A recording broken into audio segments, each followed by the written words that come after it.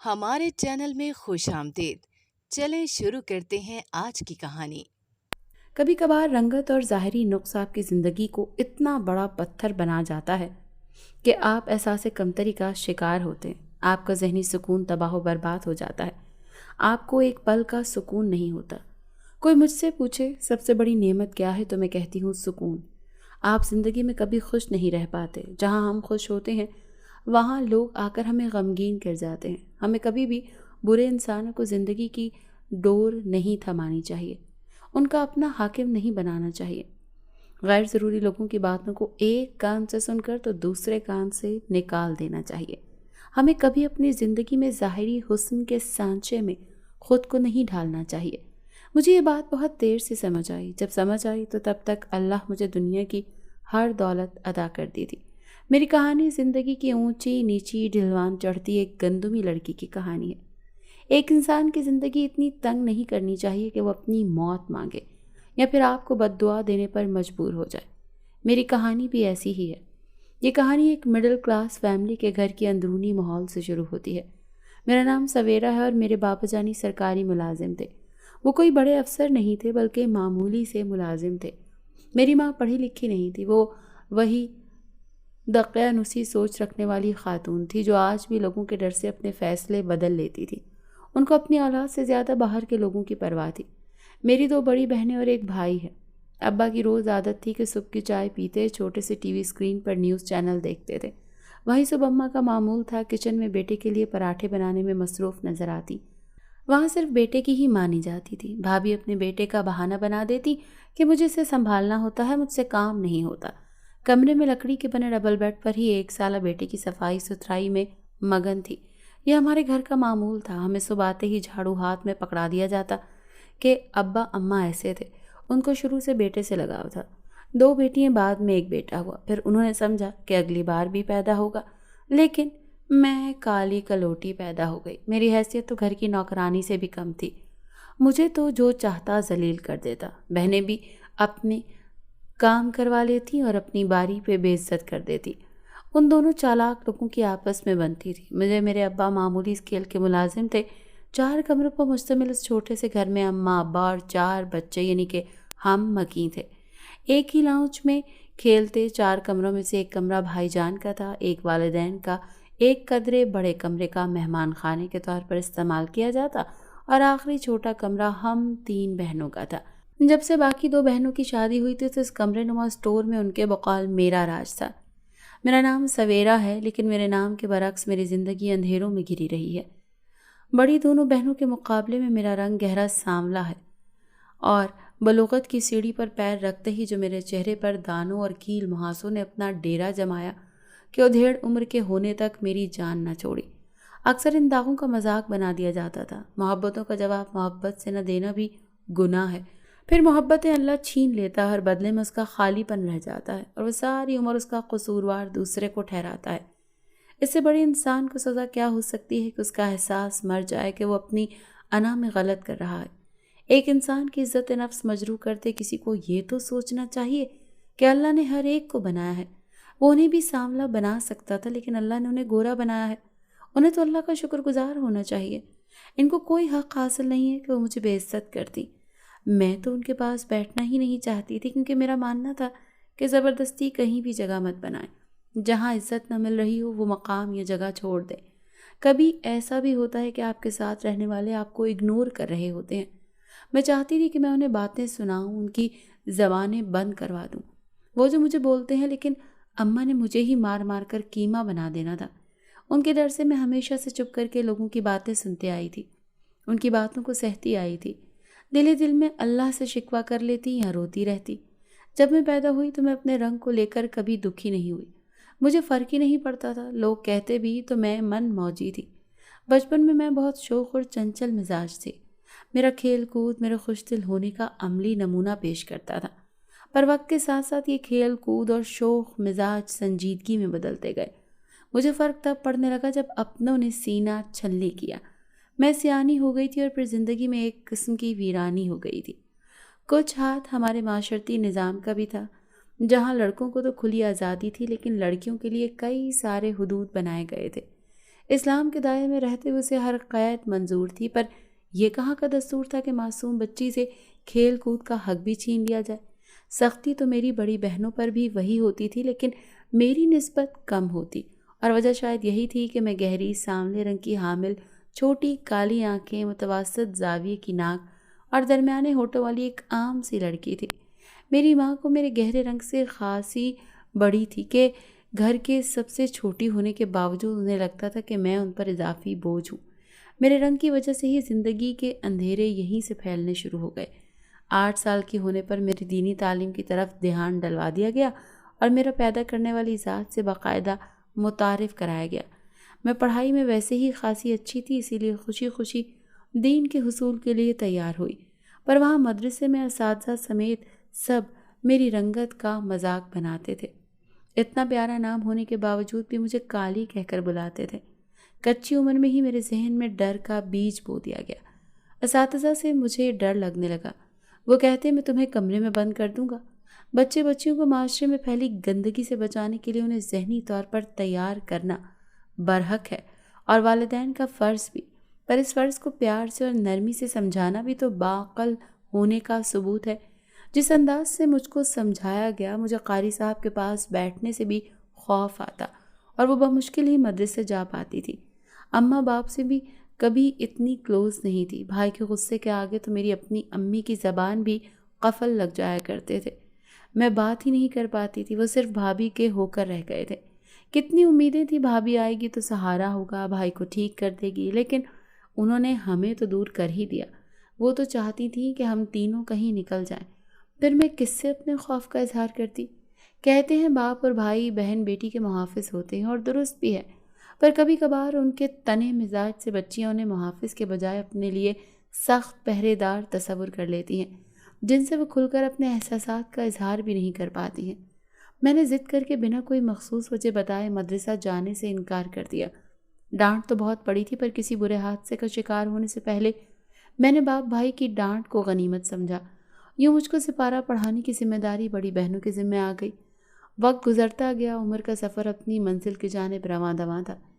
میری زندگی دن بدن مشکل ہوتی جا رہی تھی۔ ایک تو گھر والوں نے مجھے ایسا بنا دیا تھا کہ میں لوگوں سے خوف کھانے لگی تھی، ساری رات جاگتی رہتی، تو طبیعت بھی خراب رہنے لگی تھی۔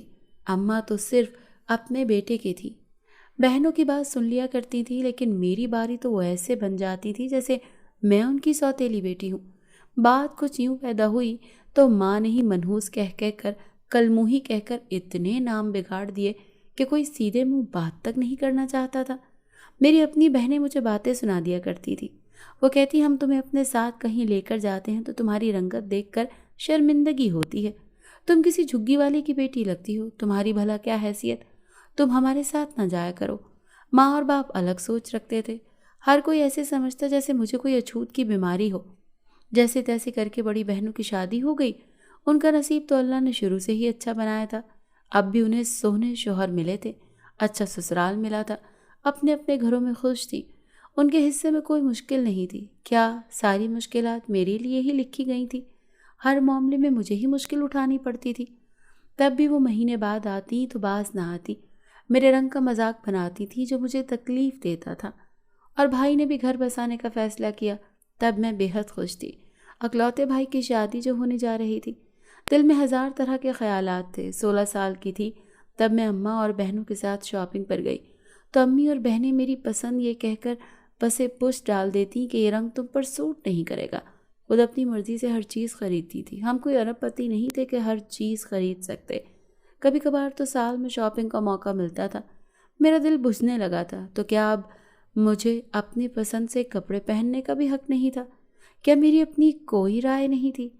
کیوں ایسا بنایا گیا؟ میں دل ہی دل میں اللہ سے شکوہ کرنے لگی۔ کیا ہو جاتا مجھے بھی میری بہنوں کی طرح گورا بنا دیا جاتا؟ لیکن اب شکوے شکایات سے حقیقت تھوڑی نہ بدل جانی تھی۔ شادی کا ماحول تھا، خوشیوں کا سما تھا، دور دراز کے کزنز اور رشتہ دار ڈیرا جمانے آن پہنچے تھے۔ بابا جان اور بھائی جان کی محنت دگنی ہو گئی، وہ بیچارے تو سارے انتظامات ہی دیکھ رہے تھے۔ بھئی ایسے موقع پر برادری یا رشتہ داروں میں کوئی ایسا لازمی ہوتا جو ناراض ہو جاتا۔ یہ سب اپنے پیسوں سے نہیں ہو رہا تھا۔ مجھے سمجھ نہیں آتی، جب حیثیت نہیں تھی تو ادھار لے کر کیوں شادی کی جائے؟ اس کے بجائے سادگی کو کیوں نہ اپنایا جائے؟ لیکن اماں کا کہنا تھا کہ ان کے اکلوتے بیٹے کی شادی ہے، ان کی کئی ارمان ہیں۔ مشکل سے شادی کے اخراجات کا بندوبست ہوا تھا کہ ہفتے بھر پہلے ہی کزن کی خاطرداری الگ پر، چونکہ خوشی کا موقع تھا اسی لیے دل گداز ابا نے گھر آئے مہمانوں کو نوازش میں کوئی کمی نہیں چھوڑی۔ اماں کہتی ہیں کہ شادی کروں گی، آج تک خاندان میں ایسی دھوم دھام سے کسی نے شادی نہیں کی ہوگی۔ میری تو کوئی کزنس بھی دوست نہیں تھی، بہنوں کی دوستی تھی، لیکن میرے رنگ کی وجہ سے وہ میرا مذاق بناتی تھی تو مجھ میں ہمت نہ پڑتی کہ میں ان کے درمیان جا کر بیٹھ کر بات چیت ہی کر لوں۔ مجھے احساس کمتری ہونے لگی تھی، تب ہی میں سمجھتی تھی کہ جو بھی پہن لوں مجھ پر اچھا نہیں لگے گا۔ خیر، موسم گرما کی اس رات سب مہمان اور گھر کے افراد چھت پر دریاں بچھا کر بیٹھے ٹھنڈی ہوا کا مزہ لیتے باتوں میں مشغول تھے۔ میں ہم عمر کزنس کے ساتھ بیٹھی ہوئی تھی، کبھی ان کی باتوں پر ہنس دیتی تو کبھی ایک ایک کزن کے صاف چہرے کو بغور دیکھ کر اپنے چہرے کے داغ دھبوں پر مایوس ہوتی سر جھکا دیتی۔ فنکشن پورا گزر گیا، بھابھی کو بیاہ کر گھر لے آئے۔ وہ اپنی مرضی کی مالک تھی، جب موڈ ہوتا تو آرام سے بلا لیتی ورنہ بے عزت کر دیتی۔ میں نے بھی دل کو تسلی دی تھی کہ جہاں باقی رشتے مخلص نہیں ہیں تو یہ رشتہ بھی نہ صحیح، جہاں ماں باپ بہن بھائی بھی پیار نہیں کرتے تو کیا کر سکتے ہیں۔ اب حکم دینے والی ایک اور آ گئی تھی، صبح اٹھتی تو کام شروع کر دیتی، رات کو تھک ٹوٹ کر بستر پر لیٹ جاتی۔ کوئی یہ تک نہ پوچھتا کہ تم بھی انسان ہو، تمہاری طبیعت ٹھیک ہے یا نہیں، تم تھک گئی ہو، تم آرام کر لو، کھانا کھا لو۔ میں لاوارث تھی، اللہ کے سوا میرا کوئی والی وارث نہیں تھا۔ مجھے اپنے اماں ابا سے ساری زندگی یہی شکایت رہی، کیا میں ان کے وجود کا حصہ نہیں ہوں؟ اور اگر ہوں تو میرے ساتھ اتنی ناانصافی کیوں؟ احساس کمتری آہستہ آہستہ ڈپریشن کا روپ دھارنے لگی تو رات رات بھر جاگ کر میں اپنے متعلق سوچتی رہتی، اگر کسی کو میری ضرورت نہیں تھی تو مجھے پیدا ہی کیوں کیا؟ اور آ کر یہ سوال اسے مضطرب کر دیتا۔ رات جاگنے کے باعث آنکھوں کے گرد حلقے بن گئے، سامنی رنگت، پمپلز اور داغ دھبے کے ساتھ ساتھ اب آنکھوں کے گرد حلقے، میری اسکن بے جان لگنے لگی تھی۔ کوئی پوچھتا اماں رشتہ آیا تو اماں نئے سرے سے میری برائیوں پر شروع ہو جاتی، آنے والا بھی صحیح مزے لیتا تھا۔ بھابھی کہتی یہ میرے سر پر ناک کی طرح بیٹھ گئی ہے، اللہ جانے کب جائے گی۔ میں حیران ہوتی، میں نے کون سا ان کا حق کھا لیا؟ میں تو نوکرانی کی طرح ان کا کام کر دیتی، میرے جانے کے بعد گھر کے کام کرتے لگ پتا جائے گا۔ اماں بھی بہو کی باتیں سنتی تھی، آخر کو ان سے بنا کر رکھنا چاہتی تھی، آخر کو ان کے بیٹے کا سہارا تھا۔ بھابھی روز کوئی نہ کوئی دیسی ٹوٹکا میرے منہ پر لگا دیتی۔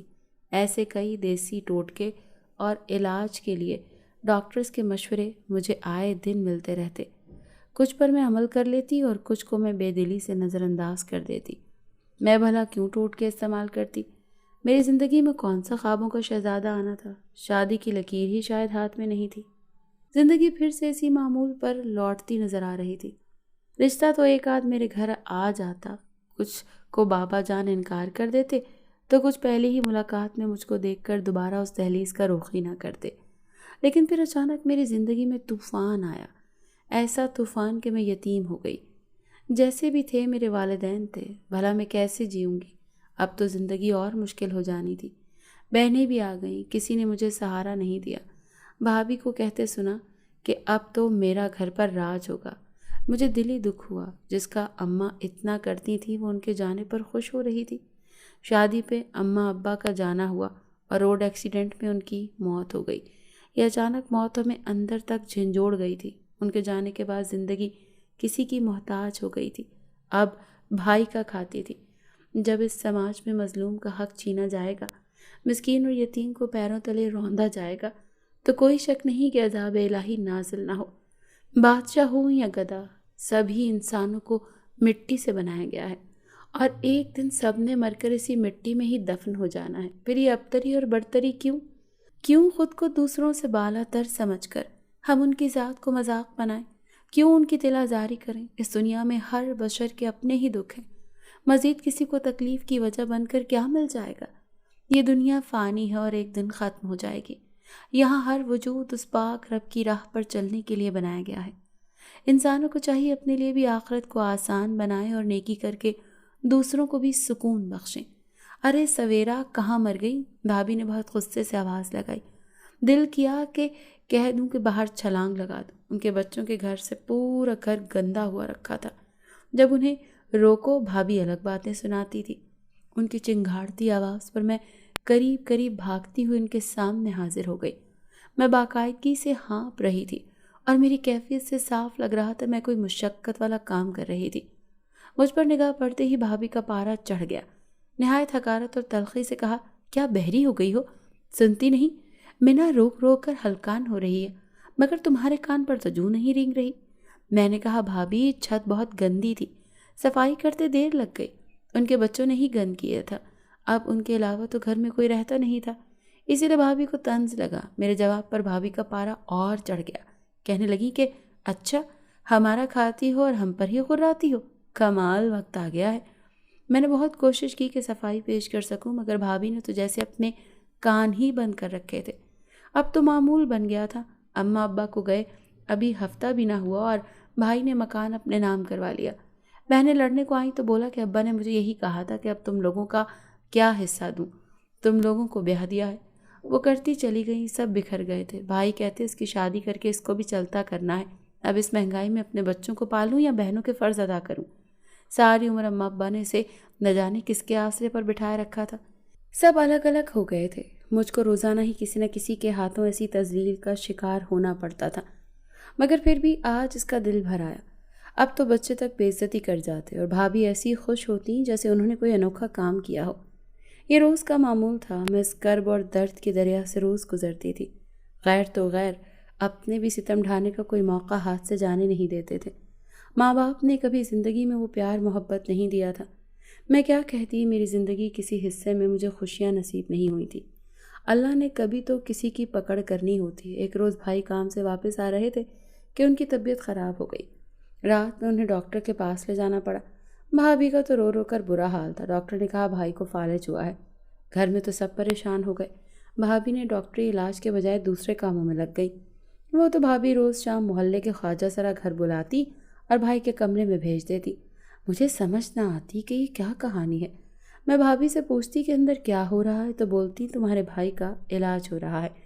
میں نے بھائی کو کہا کہ آپ ان کو ڈاکٹری علاج کروائیں، تو آگے سے مجھے ہی ڈانٹ دیتی کہ بی بی اس کا علاج کروانے کے پیسے نہیں ہیں، تم کب سے بڑی بن گئی کہ میرے فیصلے سے انکار کرو۔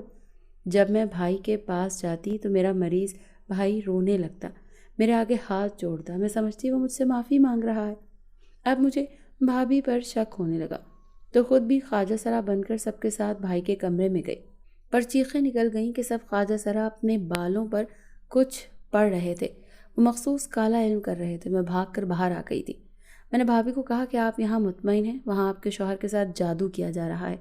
بھابھی کہتی ہے مجھے پتہ ہے، یہ بیماری ان کے سر سے اتر جائے گی، 7 دن بعد تم دیکھنا تمہارا بھائی چلنے لگے گا، وہ ٹھیک ہو جائے گا۔ مجھے یہ منطق تو سمجھ ہی نہ آئی۔ میں 7 دن گزرنے کا انتظار کرنے لگی۔ یہ کام خاموشی سے ہو رہا تھا، کسی کو کان و کان خبر نہیں تھی۔ میرا دل اس پر خوش نہیں تھا کہ جادو سے اپنے سر کی بیماری اتار کر کسی اور کو دے دی جائے۔ بھابھی کو سیدھا راستہ اختیار کرنا چاہیے تھا، لیکن انہیں لگتا تھا کہ یہ کسی چیز کا سایہ یا جادو ہے جو ان کا ایک طرف کا جسم اکڑ گیا ہے۔ ان کا شک بہنوں پر تھا کہ بھائی نے حصہ نہیں دیا تو خود غرض بہنوں نے بھائی پر جادو کروا دیا ہے، اور 7 دن بعد کرشمہ ہی ہوا تھا اور وہ بالکل ٹھیک ہو گئے تھے۔ خواجہ سرا نے بتایا کہ وہ ٹھیک ہے، ان پر ان کی 2 بہنوں نے جادو کروایا ہے۔ میں تو اپنی بہنوں پر حیران تھی، کیسے وہ اتنی سنگ دل بن گئیں کہ بھائی کے بچوں کی پرواہ ہی نہیں تھی بلکہ جادو کروا دیا۔ بھابھی کہتی ہیں میں نہ بولتی تھی، تمہاری بہنیں خود غرض ہیں۔ ان کا دل میری طرف سے بھی برا ہو گیا۔ وہ کہتے ہیں کہ باقی ویسی ہیں تو یہ بھی ایسی ہی ہوگی، کچھ دنیا داری تھی اسی لیے بھائی کہتے کہ اس کی جلد شادی کر دوں۔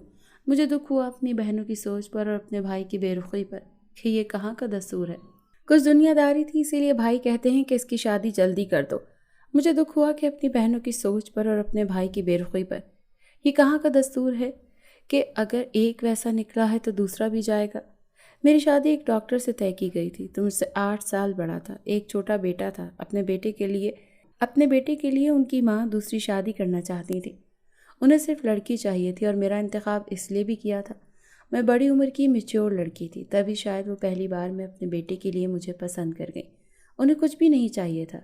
یہی بات کی تو بھائی بھابھی کو خوشی تھی کہ ان کا کوئی خرچہ نہیں ہو رہا تھا۔ بھابھی کہتی ہیں تم اپنے گھر میں خوش رہنا، ان کی باتوں کو برداشت کرنا، واپس اس دہلیز پر آنے کی کوشش نہ کرنا۔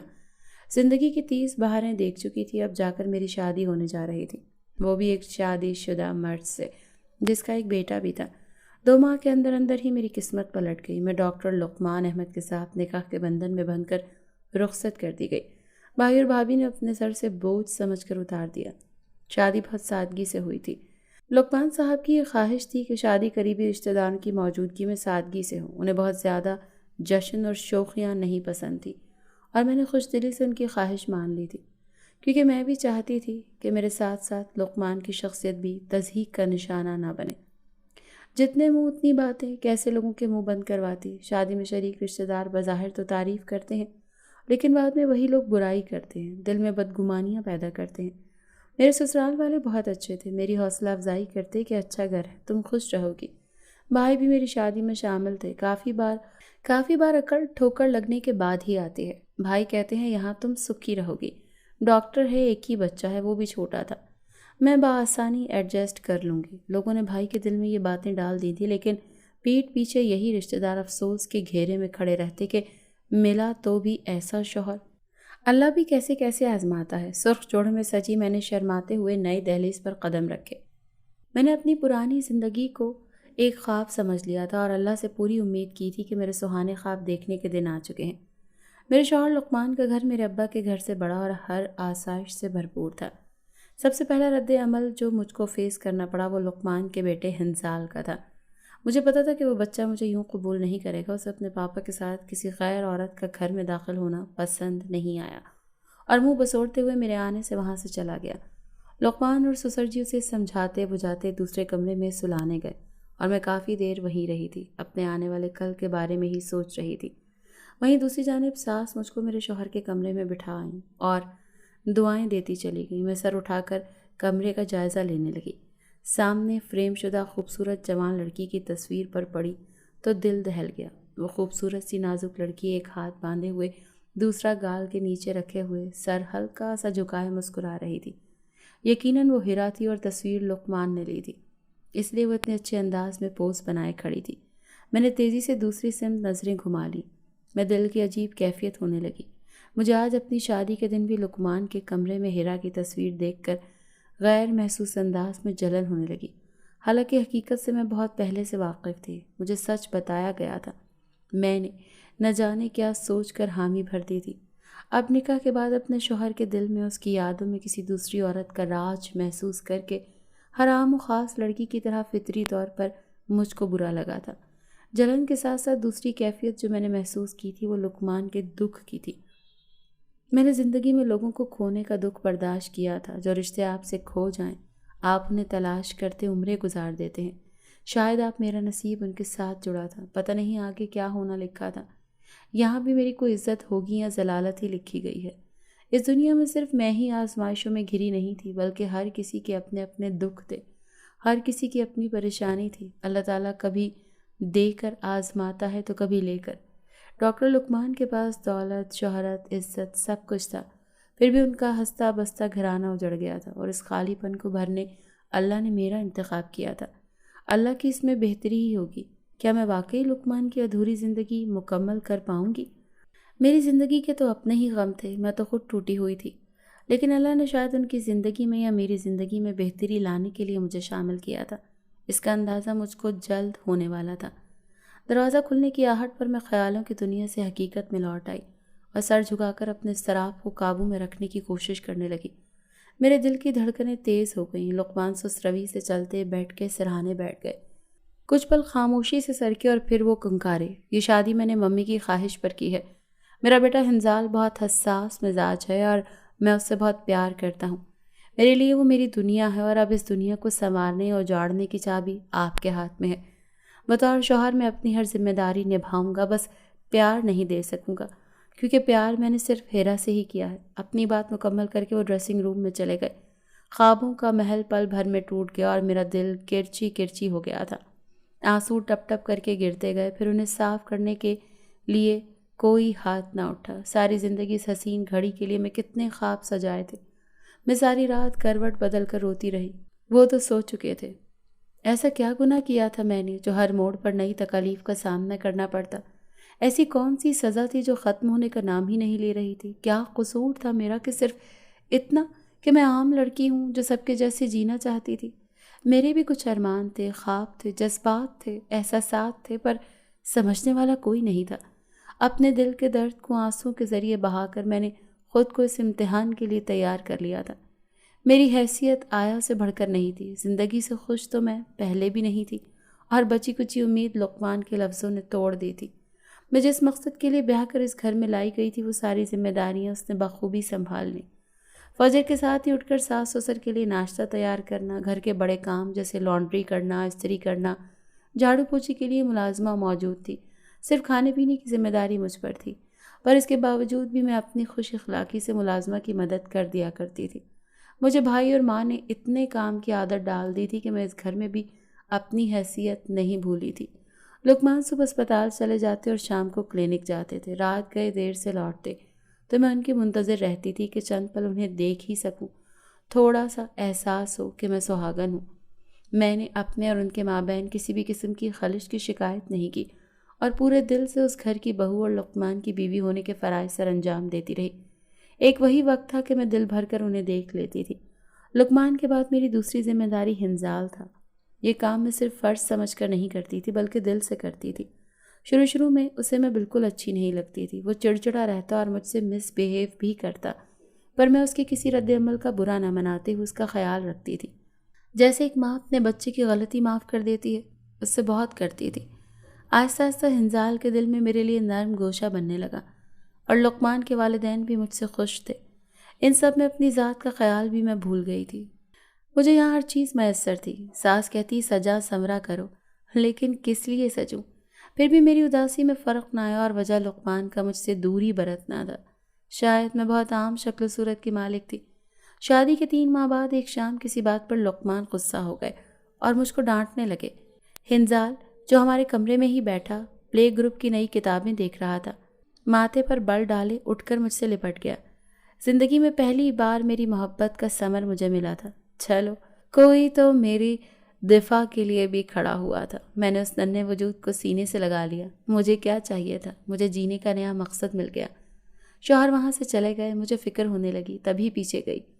آپ اس کی بات کو دل پر نہ لیں، وہ بچہ ہے، نہ سمجھی میں کہہ دیا تھا۔ میں نے وضاحت کرنا چاہی پر لقمان بیچ میں اس کی بات کاٹ گئے۔ کہیں وہ یہ نہ سمجھ لے کہ میں ان کے بیٹے کو ان کے خلاف کر رہی ہوں، کہیں وہ غلط نہ سمجھ لیں۔ میرے شوہر نے بولنا شروع کیا۔ وہ نہ سمجھی میں مجھے بہت گہری بات سمجھا گیا۔ پتہ ہے سویرا، انسان بہت ناشکرا ہے، کبھی اپنی موجودہ نعمتوں کی قدر نہیں کرتا۔ ہم ہمیشہ ماضی کا غم دل میں لیے بیٹھے ہوتے ہیں اور اپنے آس پاس موجود اللہ کی مہربانیوں کو فراموش کر دیتے ہیں۔ ان کے یوں اس قدر قریب بیٹھنے پر میرے جسم میں واضح کپکپاہٹ تھی جنہیں انہوں نے بھی محسوس کیا تھا۔ شادی کے بعد یہ پہلی قربت تھی جو مجھے میسر ہوئی تھی، لیکن شاید آج وہ مجھ سے ڈھیر ساری باتیں کرنا چاہتے تھے۔ آپ نے کبھی محبت کی ہے؟ ان کا سوال اتنا غیر متوقع تھا کہ ایک پل کو میں سوچ میں پڑ گئی۔ محبت؟ یہ لفظ کافی دیر ان کے ذہن میں گردش کرتا رہا۔ کیا میں محبت کر سکتی تھی؟ میری اتنی حیثیت تھی کہ میں محبت کر سکوں؟ لقمان سے محبت کی تھی، لیکن ان کی بے رخی ملی۔ میں اپنے دل کو مزید خوش اپنے نہیں ڈالنا چاہتی تھی۔ محبت تو کی تھی پر تکمیل نہیں ہوئی۔ اداسی سے سر جھکائے میں نے دھیمی آواز میں جواب دیا۔ لقمان اٹھتے اٹھتے واپس بیٹھ گئے۔ اور کیوں کر کے مجھ سے وجہ پوچھی۔ میں خوبصورت نہیں ہوں نا؟ یہ جملہ بولتے میرے گلے میں آنسوں کا پھندا بن گیا۔ کس نے کہا آپ خوبصورت نہیں ہو؟ میں نے اب تک آپ سے بڑھ کر خوبصورت لڑکی نہیں دیکھی۔ سب ظاہری شکل دیکھتے ہیں، پر اصل خوبصورت تو آپ کا دل ہے، جو ایک پل میں سب کو اپنا بنا لیتا ہے۔ ان کے الفاظ میرے دل پر لگے زخم پر مرہم لگا رہے تھے، گویا جیسے میرا زندگی میں پہلی بار کوئی درد بانٹ رہا ہو۔ وہ بہت نرم لہجے میں انسان کی اصل خوبصورتی سے روشناس کرانے لگے تھے۔ ان کا توجہ دینا، بات کرنا اچھا لگ رہا تھا۔ انسان کی سوچ بہت محدود ہے اور اللہ کی رحمت بہت وسیع ہے۔ ہم انسان صرف ان چیزوں کو سوچتے ہیں جو آنکھ سے نظر آتی ہیں، وہ نہیں جو صرف محسوس ہو سکتی ہیں۔ وہ بولے سویرا، کبھی کسی اسپتال جا کر دیکھو، وہاں لوگ اتنے بے بس ہوتے ہیں کہ سالم انسان سوچ بھی نہیں سکتا ہے۔ کسی بہت ہی خوبصورت نشیلی آنکھوں والے سے اس کا حال پوچھو تو وہ کہے گا میری آنکھوں کی خوبصورتی لے لو پر مجھے بینائی دے دو۔ دوسرا شاید معذور ہو، وہ آپ سے ہاتھ پیر کی فریاد کرے۔ کوئی دمے کا مریض ہے تو کوئی بلڈ پریشر کا مریض، تو کوئی شوگر کا مریض ہے۔ دنیا میں ہزار قسم کی بیماریاں ہیں، ایسی کئی لڑکیاں ہیں جو بھری جوانی میں بھی ماں بننے کی صلاحیت نہیں رکھتی، ایسے کئی مرد ہیں جو چلنے پھرنے سے محروم ہیں۔ ہم یہ کیوں نہیں سوچتے کہ ہم صحیح سلامت ہیں، کھلی فضا میں سانس لے سکتے ہیں، باشعور ہیں، کسی موذی بیماری سے محفوظ ہیں، اشرف المخلوقات ہیں۔ اللہ کی اتنی بے حساب نعمتیں ہیں کہ میں گنوانے بیٹھوں تو رات گزر جائے گی۔ وہ بولتے رہے اور میں سنتی جاؤں، اس وقت یہی تمنا کر رہی تھی۔ اور آپ تو اس کی اتنی فرما بردار بنتی ہیں، آپ کیوں دنیاوی شوشا میں آ گئیں؟ آپ تندرست ہیں، چلتی پھرتی صحیح سالم انسان ہیں، دین کی راہ پر قائم ہیں، حقوق العباد اور حقوق اللہ دونوں اچھے سے نبھا رہی ہو۔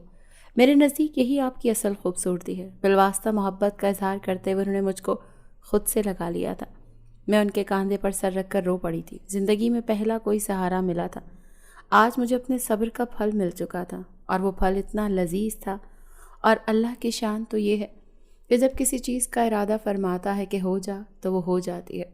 وہ ذات پاک ہے جس کے ہاتھ میں ہر چیز کی بادشاہت ہے، اور اسی کی طرف لوٹ کر جانا ہے۔ پھر انسان اپنے اصل کو کیوں بھول جاتا ہے؟ کسی کی پیٹھ پیچھے برائی کرنا، طنز کرنا، مذاق اڑانا، خود کو بہتر سمجھنا، کیا یہ سب گناہ نہیں ہے؟ غیبت، تہمت، بہتان، بدعت، منافقت، یہ بنیادی باتیں تو 5 کلمے میں بیان کی گئی ہیں۔ ہمیں بچپن سے ہی کلمے پڑھائے جاتے ہیں، پر کیا ہم ان پر عمل کرتے ہیں؟ ذرا سوچئے، اس سے پہلے کہ بہت دیر ہو جائے اور وہ ذات ہمارے گلے میں توق ڈال کر کھینچ لے اور پھر ہم توبہ بھی نہ کر سکیں۔ اس واقعے کو 4 سال ہونے والے تھے۔ ہنزال بہت ہی دلچسپی سے بیبی کاٹ میں لیٹی جڑواں بہنوں کو دیکھ رہا تھا۔ اللہ نے مجھے رحمت سے نوازا تھا۔ بظاہر تو میرے امتحانات کم ہو گئے تھے، پر اب ماں بن کر نئے امتحانات میں پڑ گئی تھی، اور اپنی زندگی کے تجربے سے ان سب کے لیے تیار تھی۔ میں نے ٹھان لیا تھا کہ وہ اپنے بچوں کی بہت اچھی تربیت کروں گی، اپنی بیٹیوں کی سہیلی بنوں گی، انہیں خود مختار اور بااعتماد بناؤں گی۔ ہنزال کی پرورش میں بھی صرف ظاہری خوبصورتی کو ترجیح نہ دینے کے اسباق شامل تھے۔ پہلے اس معاشرے کے لوگوں کو جہاں مجھ سے ہمدردی ہوا کرتی تھی، اب اس کی قسمت پر رشک کرنے لگے تھے۔ انسان بہت جلد بازی سے کام لیتا ہے، جلدی یہ اخذ کر لیتا ہے کہ وہ اللہ کا پیارا نہیں ہے، وہ اس کی دعائیں رد کر دیتے ہیں، پر اللہ پاک تو غفور الرحیم ہے، وہ اپنے مقرر کردہ صحیح وقت پر بہترین سے نوازتا ہے۔ ہمیں بس صبر کے ساتھ اس کے فیصلوں پر یقین رکھنا ہے، کسی کی باتوں میں آ کر اس کی رحمت سے مایوس نہیں ہونا، ہر وقت اس کی بڑائی بیان کرتے رہنا ہے کہ بے شک وہ رحیم و کریم ہے۔ زندگی 2 طرح کی ہوتی ہے، پہلی تجویز کی زندگی، دوسری تفویض کی زندگی۔ تجویز کی زندگی انسانی خواہشات سے منسوب ہے۔ میرا مکان ایسا ہو، میری سواری ایسی ہو، میرے کپڑے، میرا کھانا، میری ذات، میری بیوی، بچے خوبصورت ہوں، جہاں میں جاؤں لوگوں کی تعریف سننے کو ملے۔ تجویز کی زندگی اپنانے والا ہمیشہ پریشان اور ناخوش رہے گا، کیونکہ تجویز پورا نہ ہونا ظاہر ہے۔ تفویض کی زندگی وہ ہے کہ انسان اپنے آپ کو اللہ کے حوالے کر دے، نیک اعمال کرے، اس کے متعین کیے شب و روز میں خوش رہنا سیکھے، کیونکہ کامیابی اور ناکامی اللہ کے اختیار میں ہے۔ تقدیر پر انسان کا کبھی بس نہیں چلتا، اسی لیے اگر اللہ کامیاب کرے تو بھی اس کا شکر ادا کرے، اور اگر ناکام کرے تو بھی اس کا شکر ادا کریں۔ مایوسی گناہ ہے اور نا امیدی اللہ سے ناراضگی۔ ہم بھلا دنیاوی زندگی کے لیے اللہ کو ناراض کر کے اپنی آخرت کیوں خراب کریں؟ جس حال میں اللہ رکھیں اسی حال میں راضی ہو جائیں۔ صحت سب سے بڑی نعمت ہے۔ اگر آپ صحت مند ہیں، عقیل اور بالغ اور باشعور اور سالم انسان ہیں، یہی آپ کی سب سے بڑی خوبصورتی ہے۔ انسان بہت ساری چیزوں سے آزمایا جاتا ہے، خواب، رشتے، ماحول، سختیاں، برے لوگ، محبت، لہجے، تاکہ انسان مکمل طور پر یہ قبول کر لے کہ اس کی آخری منزل اللہ ہے۔ اپنی منزل کو یاد رکھیں۔